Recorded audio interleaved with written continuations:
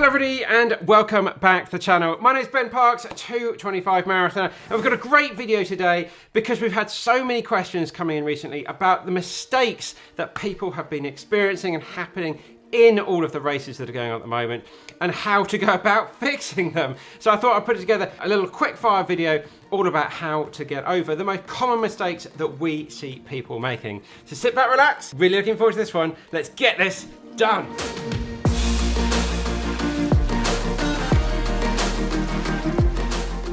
So as always guys, you can skip around little bits in the video. The first thing I'm going to talk about is pacing and getting your pacing right in races, not going off too fast, especially the men are guilty of this one.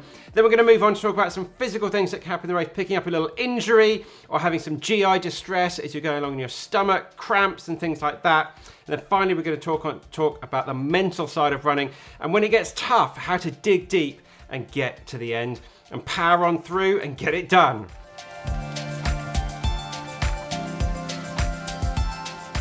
Right guys, let's have a chat about pacing. Now if you bought one of our training plans available on benparks.com, check out the website, then it's going to have a lot of runs or sections of runs at goal pace because we think it's so important to practice at what that goal pace is going to feel like during your training, so when you're out on race day it feels natural, you've been doing it lots of times before. Now you might say, how do I know what my goal pace is going to be? Well, you can use online calculators such as the Jack Daniels calculator. You can put in some other race results or maybe do a time trial or something like that. And again, that's going to give you an idea of what your goal pace is going to be. So now we know what our goal pace is, we need to make sure we stick to that during the race. So I've got two ways for that. Obviously, some races do have pacers, especially in the UK here. The Zempo team are fantastic. If they do, really recommend sticking with that pacing group. Those guys and girls will guide you all the way to the finish line at a nice, steady pace. Now, if they don't, or you don't like the idea of that, I'd really recommend on your Garmin, on your Course, whatever watch you're using, is to make sure you have lap pace on your watch. Now, a lap is basically 1 mile or 1 kilometer, or you can set it up to be any distance you want to be. And after every lap, it will beep with the time it's taken you to go through that lap. But also as you're running, it will give you the pace for that lap you're on. Now, why I think this is more important than having your average pace is average pace can be not that accurate over the course of the whole run. Distances and things can be out. But for every K or every mile, you just need to stick to your goal average pace for that particular lap. And it helps it tick off and it means you don't go off too fast. It just keeps you nice and controlled and in check. Right guys, if you are finding this video useful, please like and share it with a running friend as well. And please check out benparks.com for all the latest and greatest running gear. Especially, we make the best running hats in the business. And very soon, we have the best Getting It Done bobble hats coming out very soon. So they will be live on the website shortly.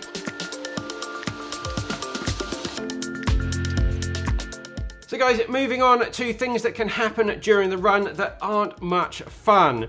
Lots of people have been complaining of getting some stomach issues and things like that. So what I'd really recommend is having your breakfast 2 hours, at least 2 hours before the race goes off. That might mean getting out of bed a little bit early. It might mean sort of planning where you're going to be around that sort of time. For me, it's always that bagel, peanut butter and jam, but just something very simple, some toast, some porridge. Basically things that you have been practicing with in your training. Every Sunday, Saturday, Sunday, when you go out for your long run, have your breakfast early before you go out on that run. See which breakfasts are working for you. If you have some granola and apples or something and it gives you a big issue, don't do that on race day. It's a time to practice through all of those training runs to get the right formula for you.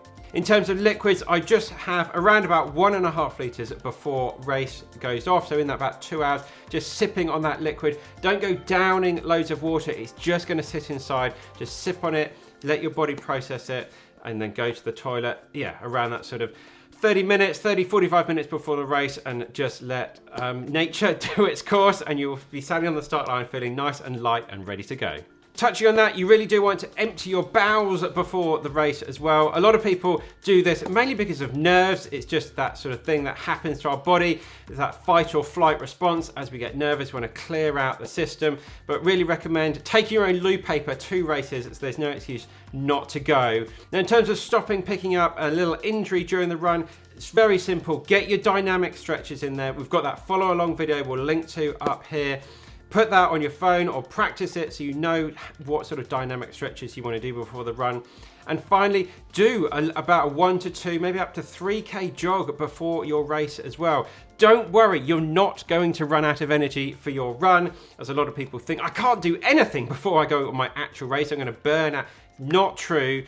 But yeah, as I say, at least a K, very easy, gentle jogging. It gets the body nicely warmed up, you're moving in the right way, and then you set off. Because yeah, you wouldn't like go outside your front door and charge off at your race pace. You want to ease into that run. We'll get that out of the way before the race happens. So today's question of the day, what has been your biggest struggle and how did you overcome it in your running? Let us know down in the comments below. Help out the community and help out other people share the knowledge so we can all become better runners.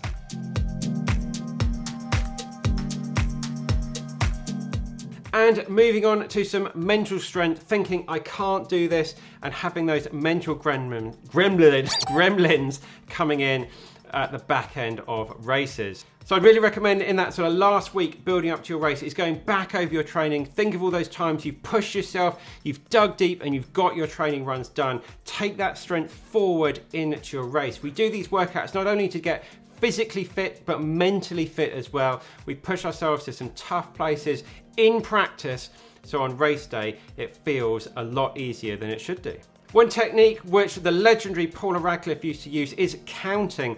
Certainly something I've done in a lot of races. It's simply just counting 1, 2, 3. I think she counted up to 300. That is quite impressive. I just count to 10 and then back to 0 again.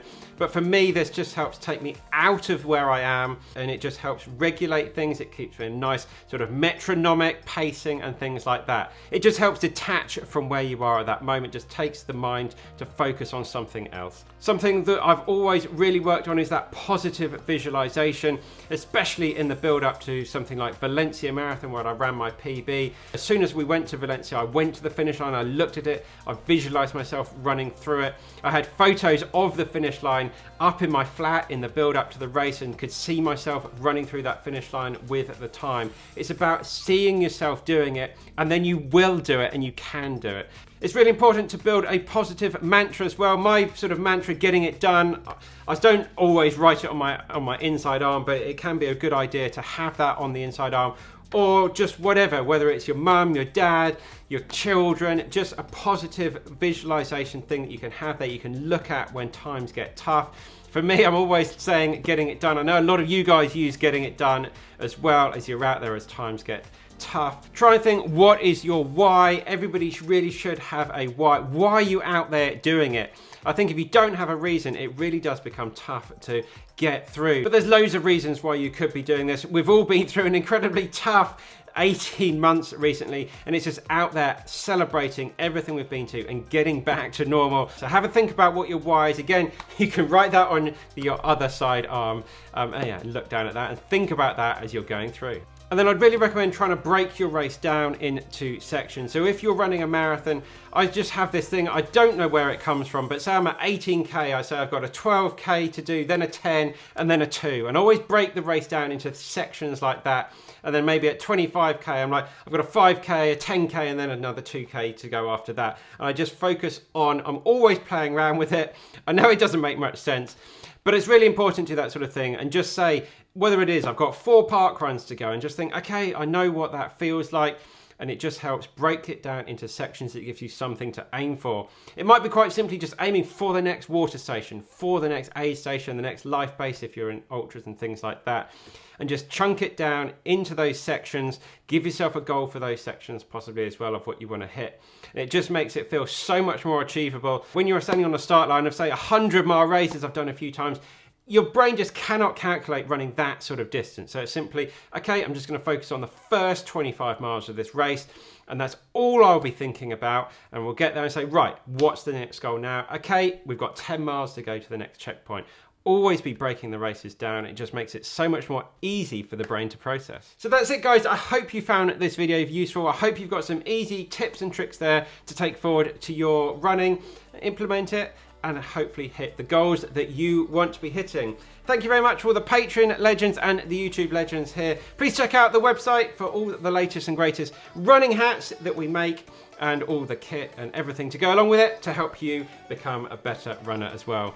Thanks very much, guys. We'll see you on the start line, on the roads and the trails very soon, and in the next one.